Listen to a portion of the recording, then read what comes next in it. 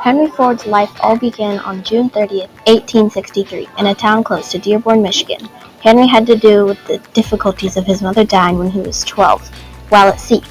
Henry Ford loved to tinker with anything he could get his hands on when he was a child. He grew up on a farm and was fascinated by machinery from the earliest of ages.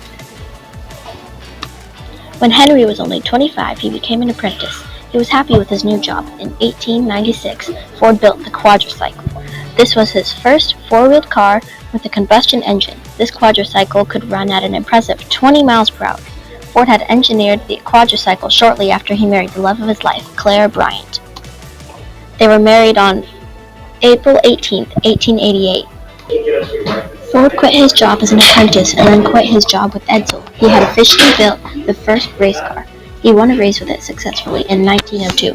Ford was often short on money. Times were hard.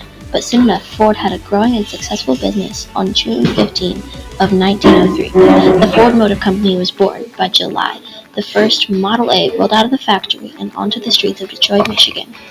Ford faced many trials and tribulations, but the new Model A, and he took the blame for these complaints.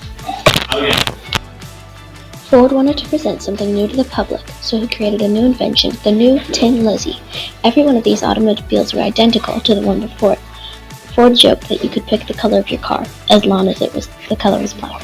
Even against some demands, Ford continued to produce affordable, good working-class priced cars, so everyone could afford one.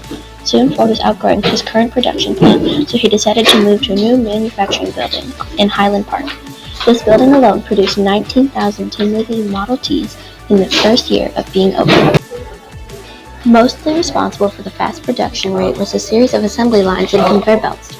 Meanwhile, workers were not happy, and Ford listened to their complaints. And in 1914, workers' wages were raised from $2.50 to $5 a day.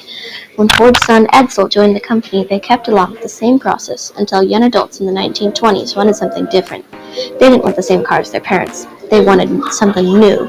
In 1927, the company came out with a new car called the Model A. This is exactly what the youngsters were hoping for. The car had 17 body styles, 4 colors, and it was considered inexpensive. The car would cost anywhere from $475 to $570.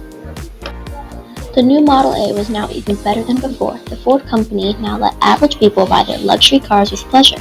People could now use installment payments. Back then it was like the credit card.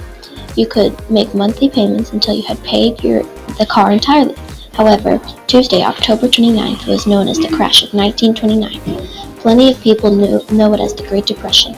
Even through the Depression, Ford had a plan to incorporate the new V8 engine and make it affordable. Once again, people were swamping the showroom to see this new beauty.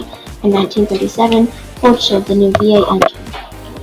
In the same year, the workers rivaled and threatened that they would go join the American Auto Company and quit the Ford business. They again demanded better working conditions.